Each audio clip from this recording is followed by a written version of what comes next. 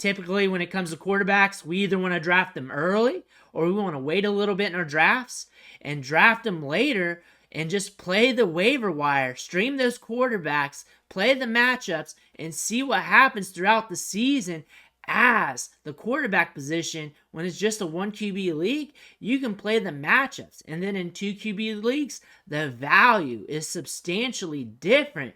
But I think we found a quarterback on the waiver wire who might be a long-term option that you could also stream with throughout the season, and he's rising in dynasty circles as well, and that's CJ Stroud. So today we're going to look in the news, the facts, the data to see whether or not you need him in fantasy football. But what you do need to do is click that subscribe button right now, tap it with the finger on your phone, click it with your mouse, whatever you need to do, because we're doing these deep dives every day. We're looking through the waiver wire. We're looking at guys that we can go deep on so you know more about them, so you can make the best decisions for your team, making those trades, setting those lineups, and everything else.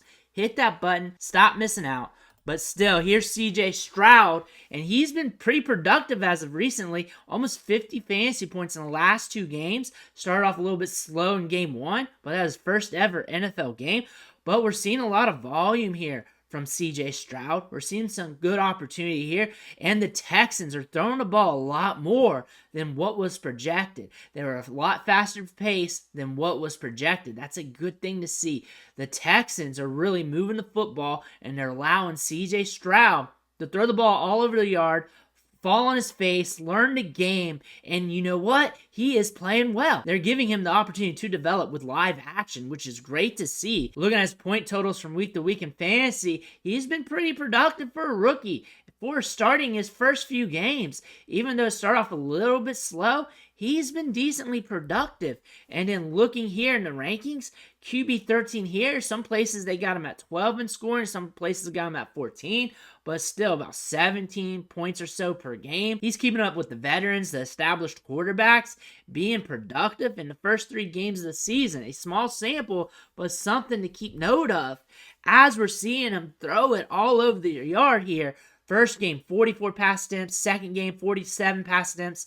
Last week, 30 pass attempts. As you know, they upset the Jaguars, a different game script. But the thing about this team is they're going to be in a lot of weird game scripts this year. They're going to be in a lot of opportunities to throw the ball. You don't even know which game script's going to be like that because we were expecting that to be with the Jaguars. They somehow won this game. A lot of people were expecting the Jaguars to win it. Even Vegas did when you looked at the spread and the over-unders. That didn't happen. That broke. This team's breaking game scripts right now. So this team will have some opportunity to sling the rock all over the yard, off and on throughout the season. And then looking at the air yards per game here, 438 in week 2, 260, 250 range in the other games. We're still slinging it downfield, and that's pretty good for a rookie. And the thing about CJ Stroud, what he was known for coming out of college was his deep ball accuracy, the volume downfield. We'll see that tested some more as he gets more acclimated to the game. They'll start scripting that out more. That's something we're going to see more. That's going to be good to see when it comes to his fantasy football volume, his consistency, his floor, and everything else. And he has 9 deep ball attempts on the season. That's 20 plus yards. And he's also sprinkling a lot around the line of scrimmage, behind the line of scrimmage, 10 yards out.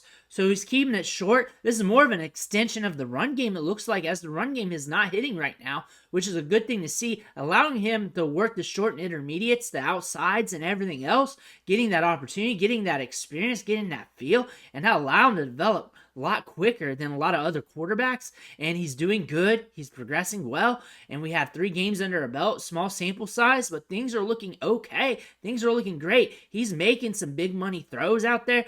That's good to see. And he's throwing it between the numbers on the outside and everything else. The ball's being moved around everywhere.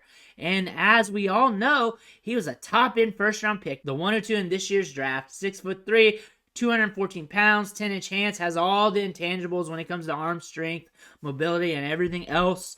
And he was comped to Joe Burrow when you look at the analytics. But again, you have some good athleticism too with him.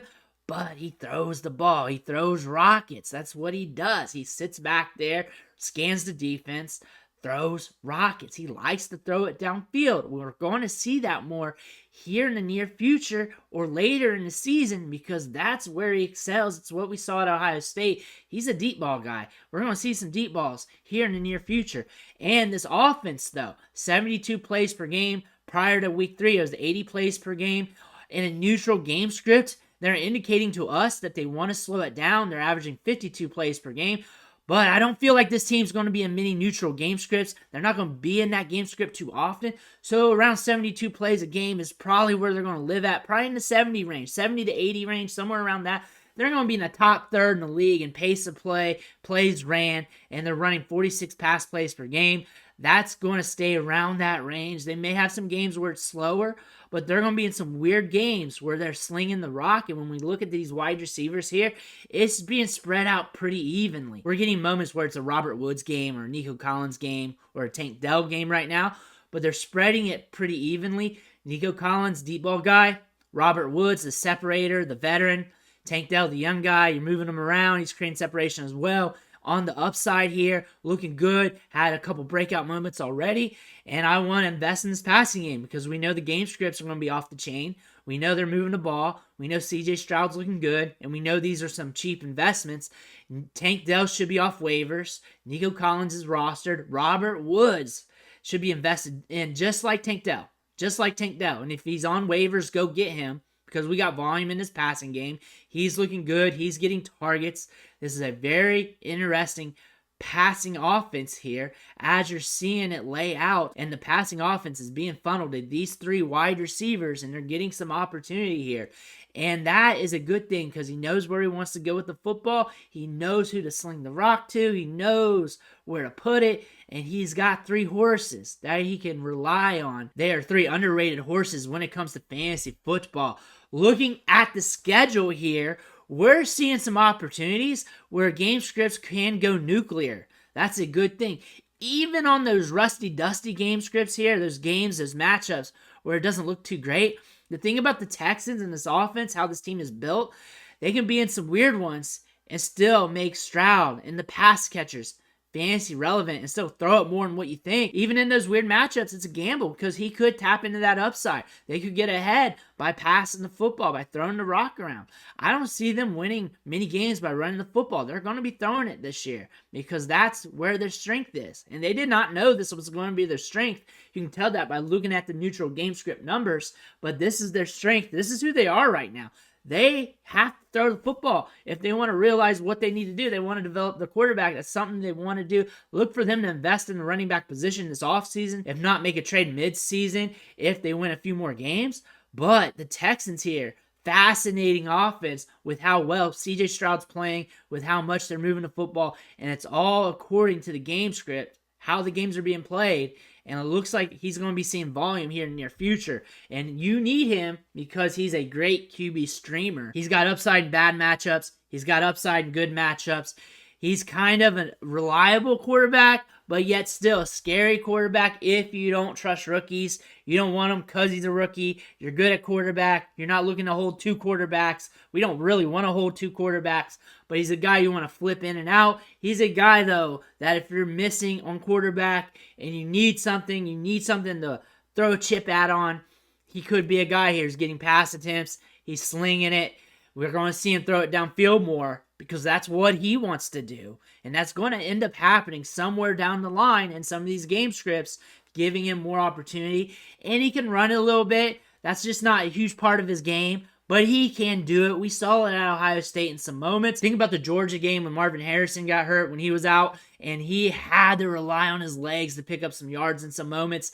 That's what we could see out of him too. That could increase his floor, but he can also sling the deep ball. This is a fun quarterback to watch, and CJ Stroud should be on everybody's watch list at the minimum because not all of us is looking to stash 2 quarterbacks or have extra quarterbacks. That's not really a reliable strategy in 1 QB, and 2 QB should be rostered. I don't see how he's not rostered, but if he's not, get him now because he is producing, he is getting volume, and you're probably in a smaller league or something, but there's no way he should be on waivers in a 2 QB league. But if he is, get him, of course. Do that now. 1 QB, good streamer. Good streamer throughout the year. Good guy to have on your roster if you need a lottery ticket at quarterback. He's showing some upside. He's showing some good stuff here. But let me know what you think in the comments below. I want to hear about it. Hit that subscribe button. Catch you on the next video.